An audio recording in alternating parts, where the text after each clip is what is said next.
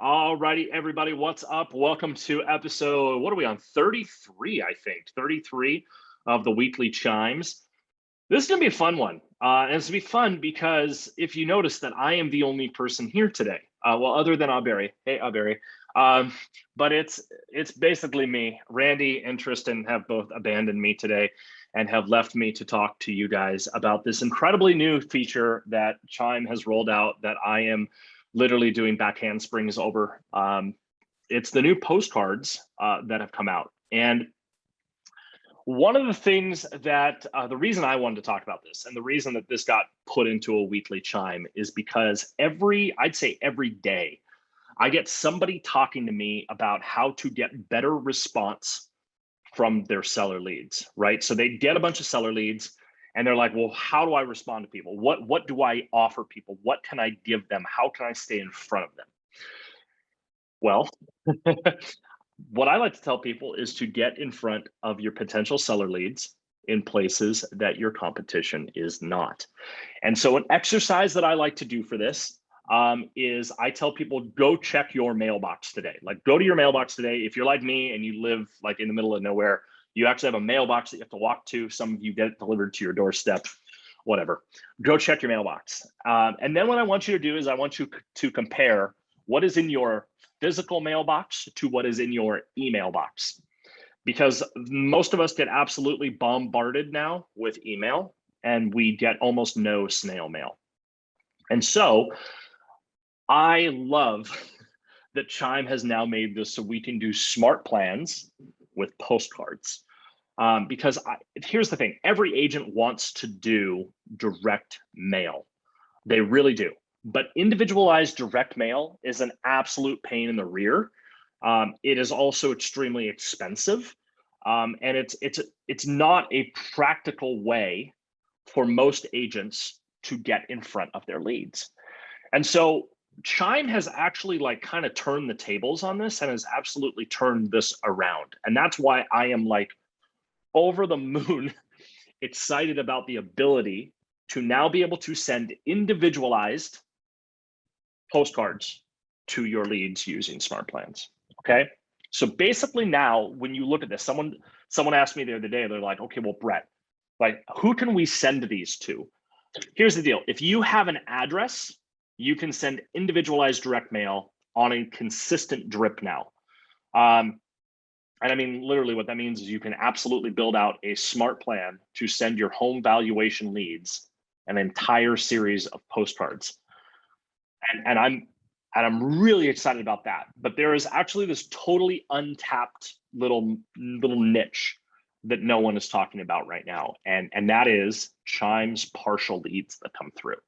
And so a lot of people, what they're getting is they're getting these partial leads that'll come through and they'll put in like the first step of the home valuation process, which is the address.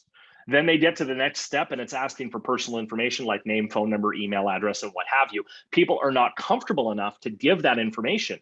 So they back out of the whole process. So you're left with a partial lead, which is an email address. I'm sorry, which is a regular old physical address. And everybody goes, well, what do we do with those? And so Chime first came out and they said, hey, here's the thing. If you pay 30 cents, we will actually get you set up on these, we'll get you the information. We'll get you who that owner is, and you can reach out to them accordingly. Now they have set it up so if you get those partial leads, you can take every single one of those partial leads and put them on a smart plan and send physical postcards to the address. So those are two reasons. Okay, so we have home valuation leads and we have potential seller leads. Okay, partial seller leads. Now everybody goes, okay, well, what do we send? That's always the question. Well, first of all, if you go into the Chime, the actual postcard area, you can actually get templates that are already up there, or you can import your own. Things that I personally would be sending to people, I would be talking about my listing process and what I do to get homes sold for the top dollar in the shortest amount of time. Those are the kind of postcards that I would be sending. Other things that you can do is I use social proof. And so one of the things that I do for social proof is I will be sending my just listed and just sold postcards. And I will actually put those incorporate them into a drip.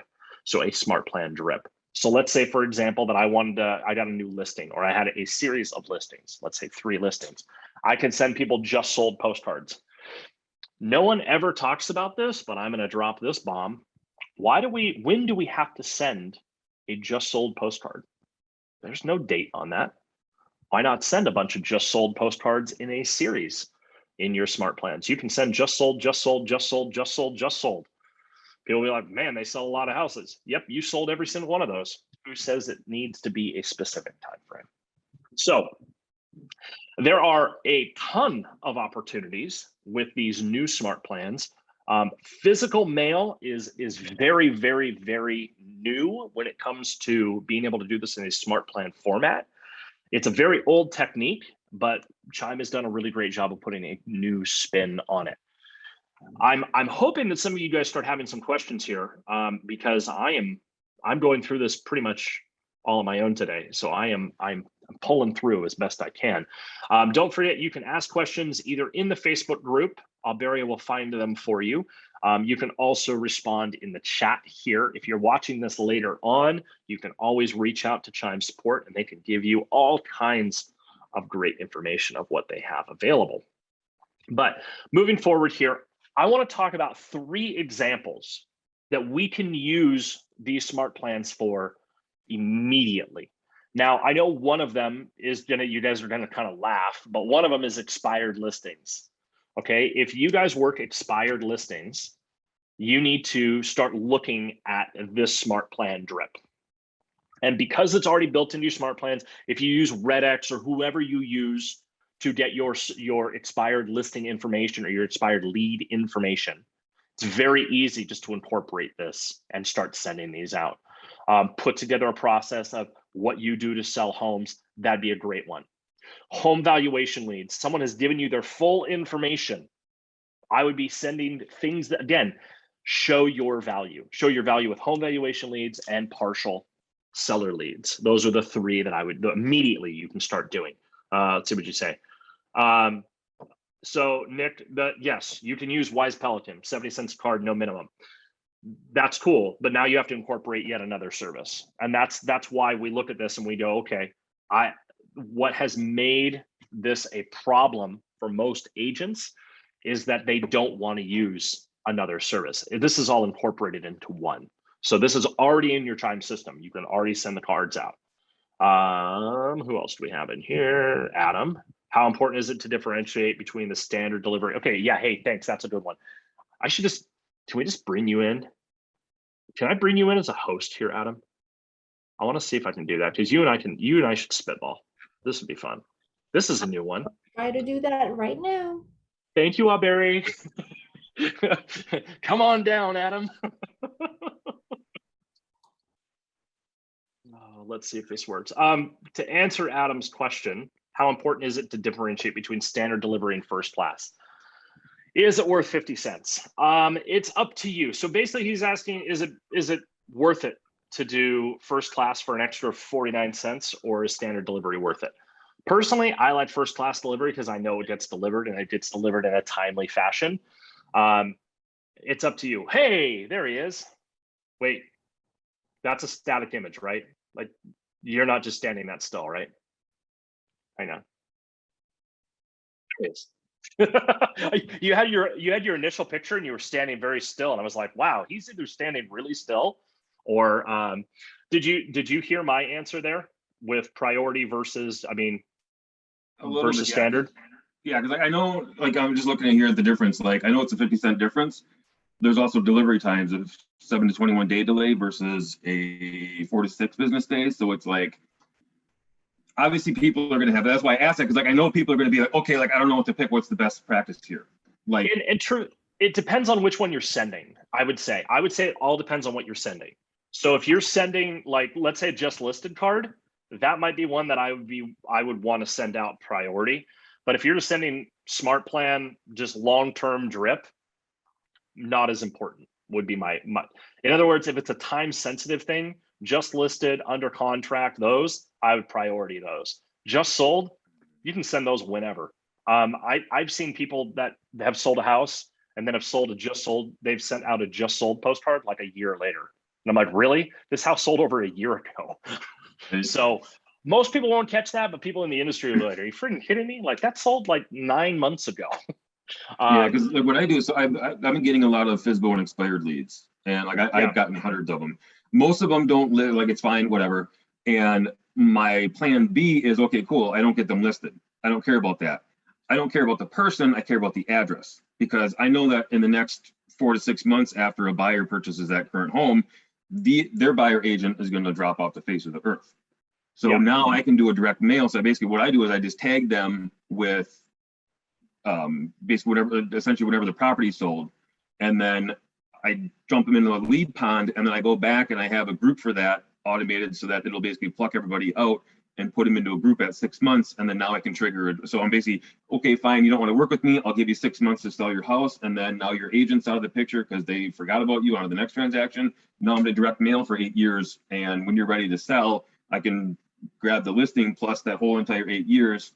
I'm building and cultivating a relationship, and I can get referrals off you. So I don't care about the person. The address right there is the more thing, because we aren't buying people here. We're buying and selling property. So the property is more important than the person who's in it. That's actually a huge thing that I think a lot of people forget. There's so many ways to use this, and it's funny because Chime released this, and they didn't even tell me before they did it. This was kind of like a last second, like, hey, just letting you know. I'm like, whoa, scramble. That I've had to come up with some pretty creative things here real fast. People talk about past client smart plans. That's a great way to stay in touch with past clients. This removes a lot. Again, you're going after the address. The people, yes, we love people. We're historically bad at staying. What's the NAR statistic? It's like 82% of people had a good experience with their agent and only 13% use the same agent again. Yep. How do we stay in front of people? We always need relevancy, right? Okay, well, let's start using some relevancy here and send some direct mail. Well, the direct mail is now done in a smart plan that you can build out, like you're saying, 8 years. Find out how long people are holding their homes and then build out a smart plan to last that amount of time, using a mix between any format you want, but throw some direct mail into that too. Right. And even peppering off, like you have your famous for your past client smart plan that has the, hey, change out your furnace filter every quarterly. Yeah. What about having either a voicemail drop and a text and an email and then a postcard saying that? And maybe you've got some local hookup where you said, hey, if somebody brings in this card, you'll get 10% off, or you're covered the sales tax if they buy a whole year worth of filters at the same time. Right. That's powerful to get in front of somebody. So everybody needs to, well, I don't want to say this because I'm going to say this and then everybody's going to bombard poor Deb Long. But everybody needs to see what Deb Long sends out. She has like so many postcards that she sends out to past clients on things that like local stuff in her area. Like go get a free, get some bowling ticket, like go bowl, go get an ice cream cone, go do this. And she tried to send all those out manually. And now it's like she can take all of those, go to all these people that she has used for years and years for all of these services. And now she can put these in templates that go out to past clients, future clients, anybody. It's basically like the old school pop by, but it's now automated, which the whole reason everybody asks, well, why didn't you ever get into pop buys? Why didn't you ever get into, that kind of stuff? And it's like, to be honest with you, I just didn't have the time. But if it was automated, like if I could literally have like an automated version of myself go around and drop stuff off at every doorstep, I probably would have done it. If you can get in front of people automatically using smart plans and send actual physical mail, like I'm still getting over the fact this is automated. Is that weird? I have an expired campaign somewhere in one of my boxes around here that I sent postcards to people for expired listings. And it worked really well. And it talked about all the people that I had worked with before and the experiences those people had. They tried to do it, their house expired, and boom, I took over. And it was a postcard talking about each one of the experiences with a testimonial from that client. You want to talk about a powerful smart plan? That's a great way to send out postcards. So And you can even couple that. I know you're a fan of the text codes in Chime for that, but you can also set up. I know in Google Chrome you can basically right click and make a QR code off of any web page, and it's a great opportunity to set up a BombBomb video with a text link to a code and have that testimonial video there and send that out, because now if they don't open the email, everybody opens at least their physical mailbox because they got bills to pay. So that's something that's like their mailbox is 100% open rate. Right. My girlfriend is super slow. She only checks it once a week when she takes the garbage bins out, grabs the mail for the week, and that's about it. But still, it's 100% consistent every Thursday night she's doing that. So it's creating opportunities to get yourself in front of leads in different ways, and it's easy to be consistent with automation because you pay you set it up, you pay the bill, and it runs. You don't really have to worry about it anymore. It's so cool too, because what you just mentioned there, the 100% open rate. I literally don't even care if the person essentially picks up a postcard, looks at it, and throws it away. Like that, that's 90% better than what people are getting in email right now, which is someone like me goes, oh, look at all that junk. Click, select all, delete. I mean, that's how I go through junk mail. And so that it's interesting. Sorry, I was listening to see someone else send me a question there.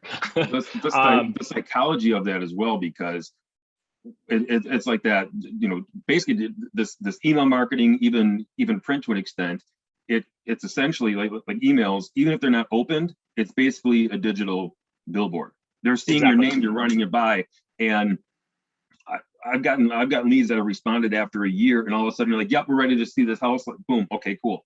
Like let's go. So even just seeing that, and people, especially the older crowd who are typically homeowners, 50 and above, they don't trust technology as much as the younger ones do.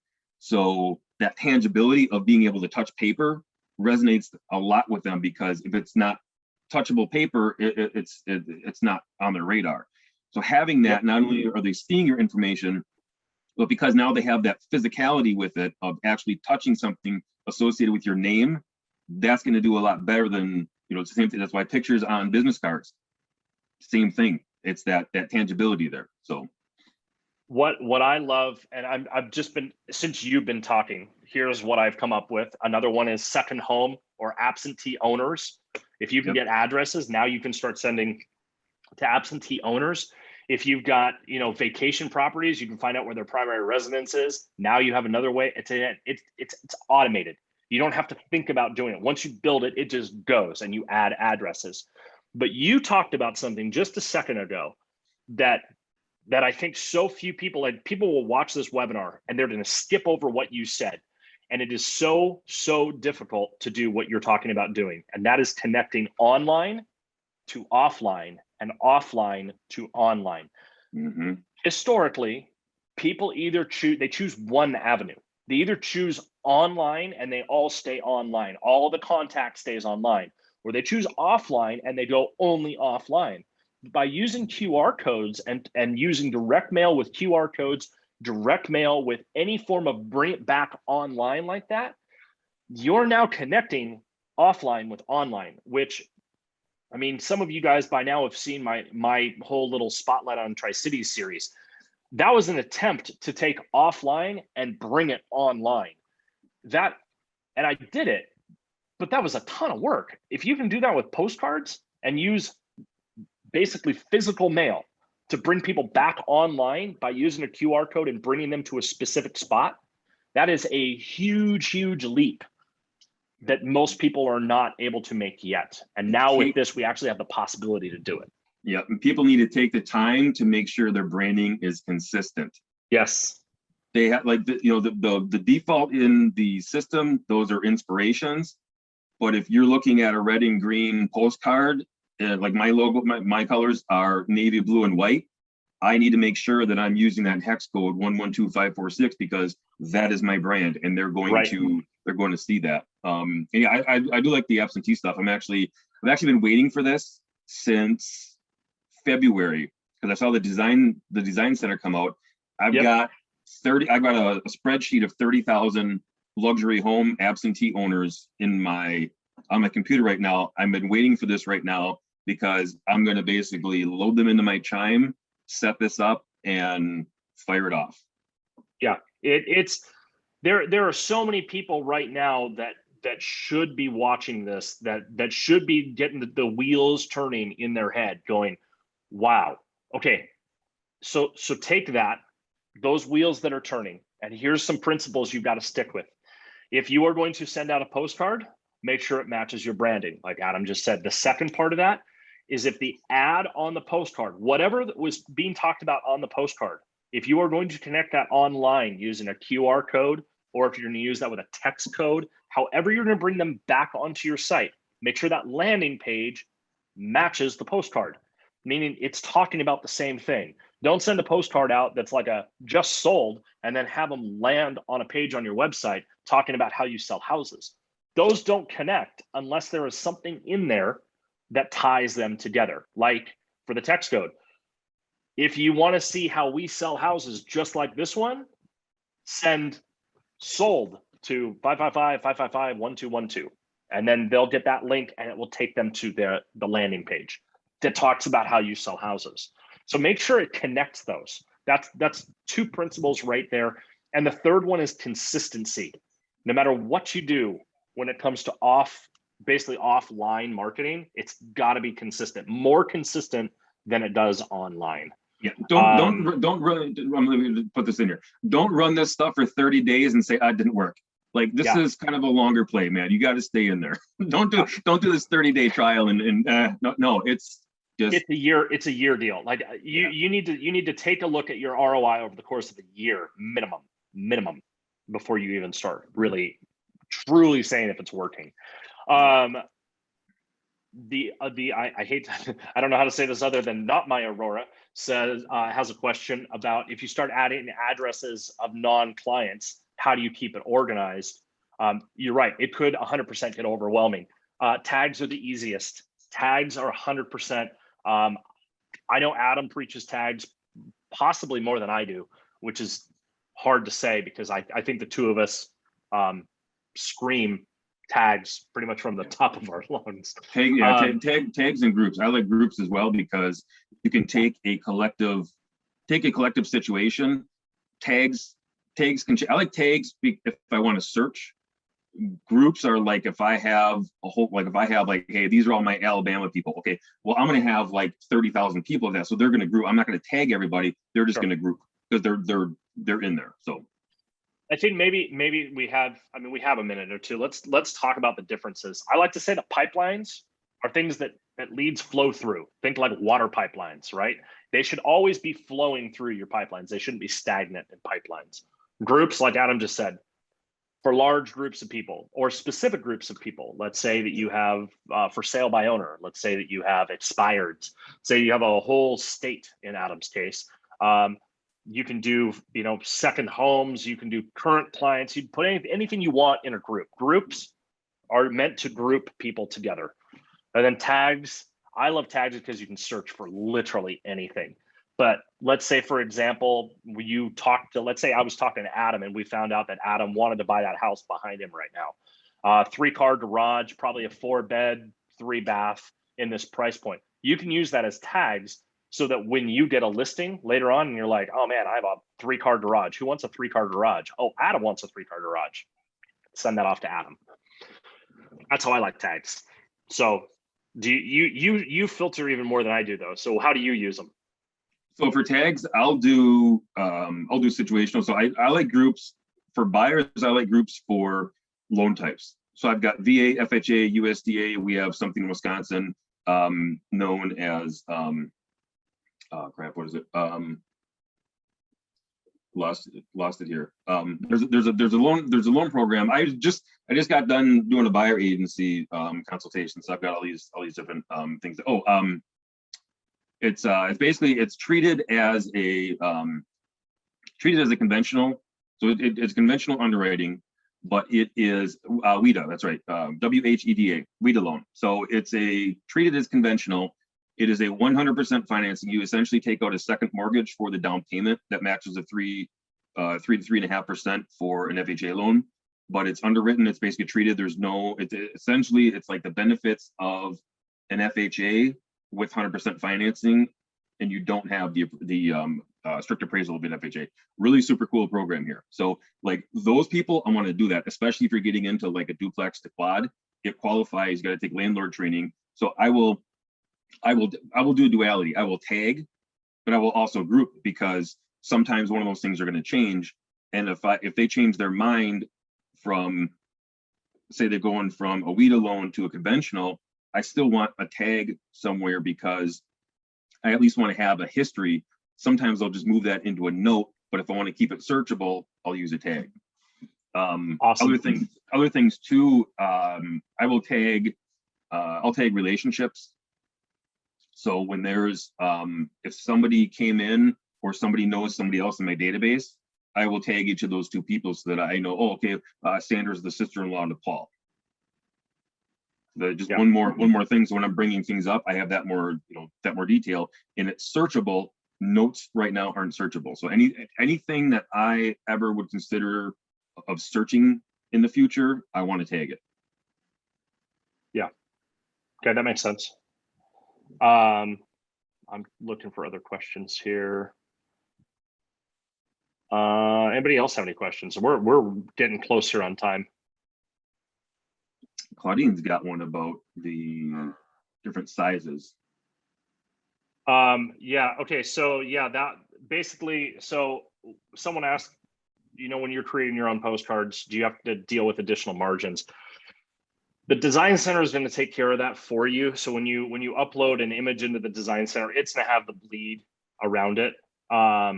So that basically upload your image. Even if you have a previously made template, you can upload that image into the design center and it will take care of the bleed for you. So you don't have to worry about that. Aurora tagged dog owners. So you could do information on dog parks or dog giveaways, or go partner with someone that that does something like that. Petco. I think the thing is, I know, Adam, I know you're really excited about the postcards. I'm like over the moon about being able to build these out into smart plans. What would you say, like, to wrap this up, what do you think your first smart plan is going to be when it comes to these? What I have right now is I have a social proof. I have a process. Okay. So depending on if they're a buyer or a seller, I basically will direct mail them a process, and I'm going to be shooting a BombBomb video with text code and QR so they can use either way, and then get a little snippet about kind of bring in some social proof, and basically say, like, hey, I just closed last Monday with somebody, text or click the QR to, see how I did it, and then have a testimonial video there. Or even me just in front of the house, my camera, and basically just kind of tell the story about how, about what happened. There's a guy actually just closed last Monday, got an FHA approved, doesn't really do well in this market. My referral agent got him to a different lender, approved for a conventional at the same price, same everything else. And he's a first-time homeowner and cried so hard he couldn't barely see where the keys were when he tried to grab them off the closing table. I'm going to put that in there, like that kind of stuff. So definitely social proof process, because it's kind of going off of what's being built on my website.